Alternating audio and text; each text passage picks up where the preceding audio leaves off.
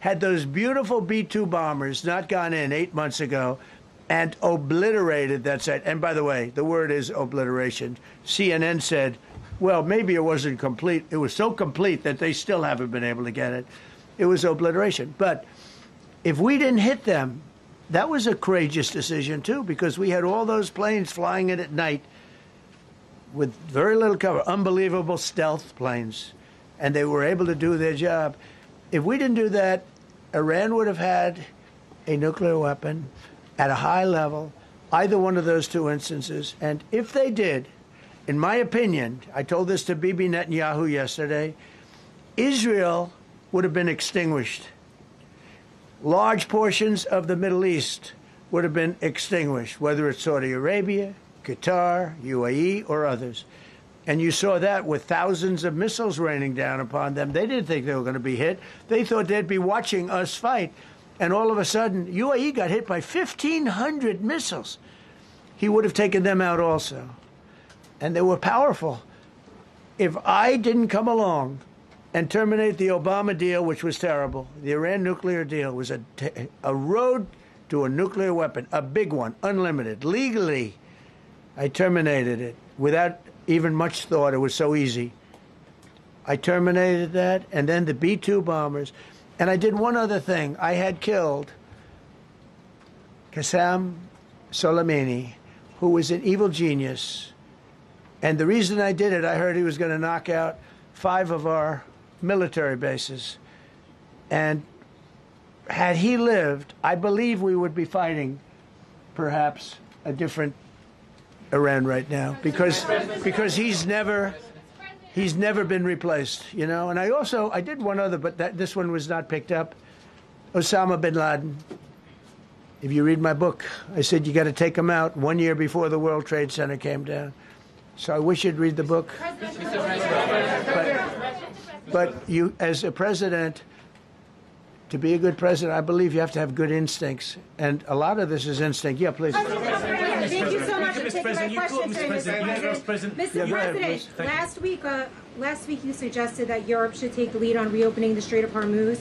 Has circumstances changed now that you're issuing a direct 48-hour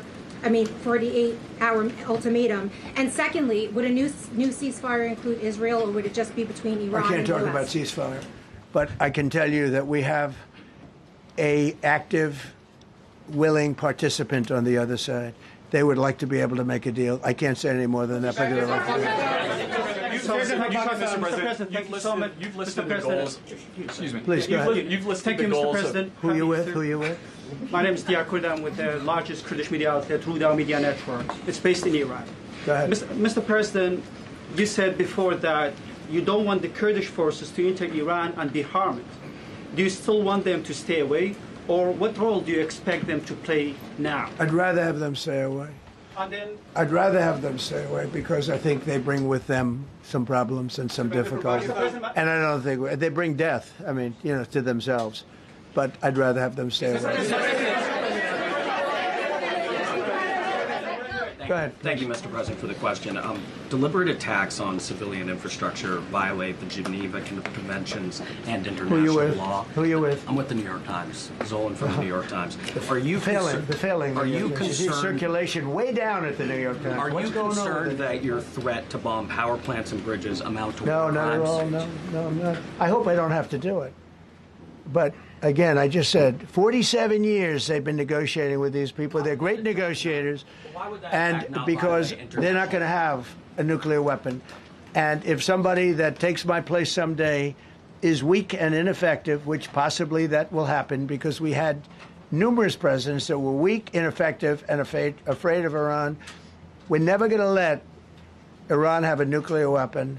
And if you think it's okay for people that are sick of mind, that are tough, smart, and sick, really sick, from a policy standpoint, from a standpoint, any which way you want to say, mentally, these are disturbed people. If you think I'm going to allow them, and powerful and rich, to have a nuclear weapon, you can tell your friends at the New York Times, not going to happen. It means elections violating international law? Quiet. You no longer have credibility at the New York Times. Because the New York Times said, oh, Trump won't win the election, and I won in a landslide. I won every swing state. New York Times said, oh, Trump won't win the election. New York Times has no credibility. The credibility they have is it used to be all the news that's fit to print. The old gray lady, it was great, but they're running on past fumes, and you can't keep doing that. You have to be able to give the correct news. And people like you, who I know, are fake. You're fake. Go ahead, please. Your messaging on the war has moved from the war is coming to an end to war going to be bombing Iran to the Stone Ages. Right. And we've heard a range of those kind of messages. So which is it? Are you winding this down or are you escalating I can't tell you. I don't know. I can't tell you. Depends what they do. This is a critical period. They have a period of, well, till tomorrow at 8 o'clock. I gave them an extension. They asked for an extension of 7 days, right? I said, Steve, give them 10 days. 10 days is up actually today, so I gave them 11, I guess, indirectly. I thought it was inappropriate the day after Easter. I want to be a nice person. They have till tomorrow. Now, we'll see what happens. I can tell you they're negotiating, we think, in good faith. We're going to find out. We're getting the help of some incredible countries that